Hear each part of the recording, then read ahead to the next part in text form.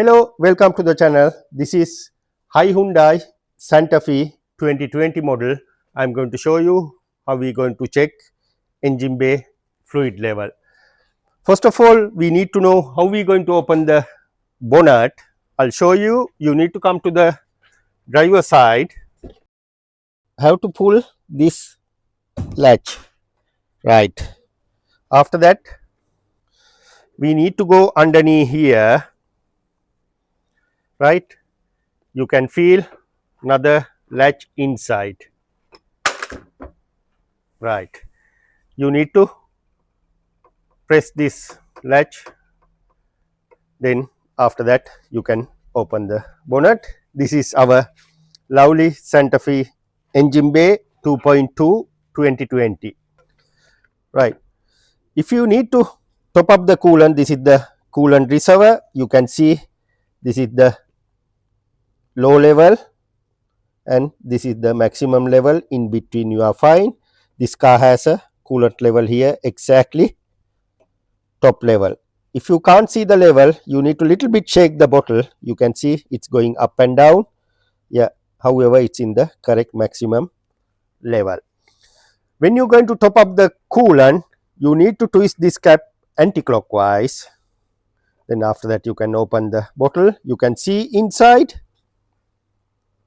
this vehicle has a green color coolant, right? If you need to top up, make sure you need to top up green color coolant. Don't mix up with the pink color or blue color or see-through color, because each other chemical react with the each other. It's not good for the your washer and inside the O-rings. It will damage the system and you ending with leaking coolant, because your chemicals each other reacting and it's not good for the cooling system. Also, some people top up the car here, but in this particular car, if your vehicle coming with the like this cap, make sure coolant there also well. If it coolant low here, it's not taking coolant from here. Make sure always coolant there. You can open this lid, but however, when the engine hot, don't open this one. You can see the mark. You burning your face, hand, whatever. Yeah, careful. If it hot, better to not to open, right? You can see it's in the top level, but if it low, you have to top up here also well. Otherwise, because some people say, because we had a nice scenario, it's a Nissan Note 2018 model. Basically, customer fill up the bottle and car get overheat, and after that he ending with rebuild engine. But however was the scenario, he top up the bottle wasn't empty, bottle in the correct level, but when I check the radiator, totally empty. If it radiate empty, system can't suck the coolant reservoir to radiator. It's a bit hard. Because of that, make sure fill up radiator, fill up reservoir, then after that system work as should be, right? Now you know how to top up the coolant, right? This is your brake fluid reservoir in this car. You can see this is the maximum level. If you can't see inside what happened, you have to open this lid and put the light here like this, then you can see from outside what's the level, exactly correct level. If some reason your brake fluid low, you can top up DOT 3 or 4. Don't use it DOT 2 or DOT 1, it's not good. And the other reason, if it this one low, it could be sign of wear and tear brake pads. Might be it's time to change your brake pad. If it not, somewhere leaking, could be clutch, because the clutch also using the same fluid. It could be leaking from the clutch master cylinder, could be leaking from clutch slave cylinder, or could be leaking from brake calipers.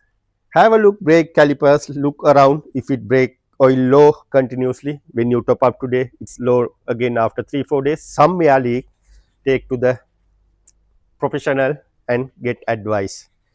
Normally brake fluid shouldn't be top up, and also 3 years a time, 4 years a time, if you in a freezing country, cool weather like a UK, might be moisture add to the brake fluid, it's get water, then the boiling point will change. Because of that, 3 years a time, check your brake fluid viscosity, then you are fine. Right, now you know how to check the brake fluid, and now we are going to check the engine oil.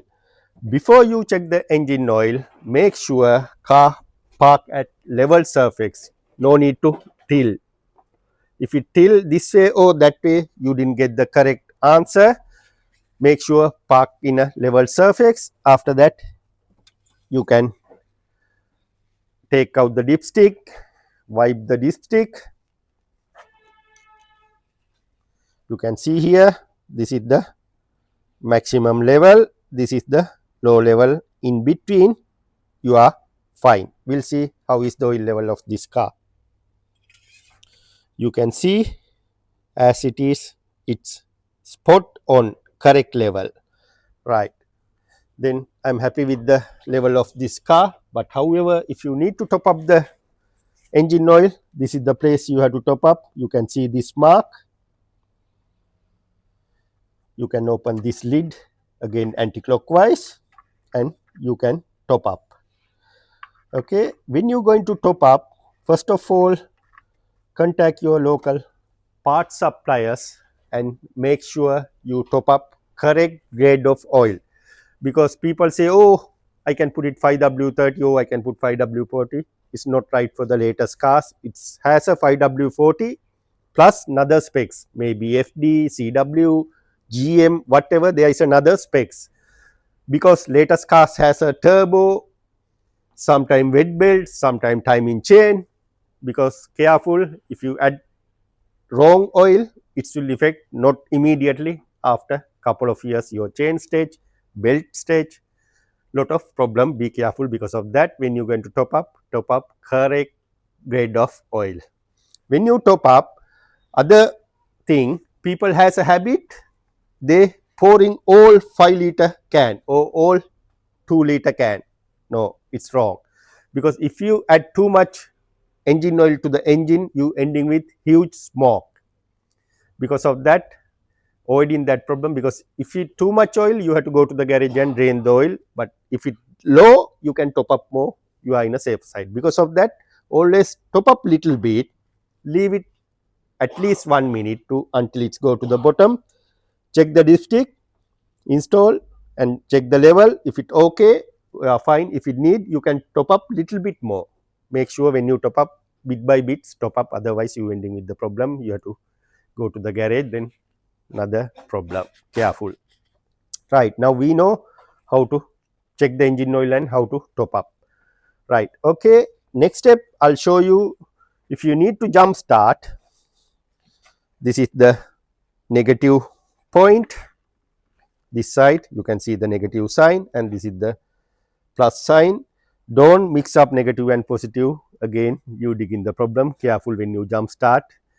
Always follow the instruction from the main dealer or follow your book manual, then you can get the correct answer. But make sure always don't mix up negative and positive. Okay, when you're going to connect the post, connect positive first and negative second. Okay, this is the fuse box. If someone need to know where's the engine bay fuse box for this car, this is the fuse box. You can press this 2 tabs and you can find out the fuse diagram. I don't know the here, not diagram, basically yes, you know which fuse, like that, all mentioned behind the cover. Okay, right, next step, many people ask, how am I going to check the power steering fluid? I feeling this car has a electronical power steering motor. Because of that, you don't have a power steering fluid for this car. And also some people ask, how am I going to check the gear oil? We can check, but it's not easy to do at home. Because of that, this vehicle has an automatic gearbox. Because of that, I'm not going to show you how we're going to check the gear oil. Bit hard. We can do it. Need to jack it up little bit we have to add the effect, then after that we are fine, right. And the final one, I'll show you how we top up screen washer. You can see this symbol, this is screen washer. Make sure add anti-freeze screen washer. I mean not antifreeze coolant, this is antifreeze screen washer. If you in the UK, when you add antifreeze screen washer, it's holding for a winter time. Otherwise, when you add water, some people add the water also doing kind of job, not 100%. Because of that, I'm always advise use proper screen washer, it good. And other thing, make sure always use one brand, because we using each other brand, sometime inside make it like a junk stuff and it will block your motor, then after that you didn't get the screen washer to your screen. Okay, apart of that, I'm pretty okay with the engine bay, but if someone need to check the brake pad condition, you can check through these spacers and check how is the thickness, but it's very hard to filming. But basically you can check through there, and you can check the this condition also, touch the edge, then you can feel. And if you want, you can take a measuring thing and find out. And also some reason the your tires coming to the close to the legal level, there is a inside tiny bit, see, this is the 1.2 mil. Yeah, basically this tire has a good condition. Yeah, if you have any question, comment, suggestion, comment section open for you. Please comment, I'll come back to you. Thanks for watching. See you with the next video.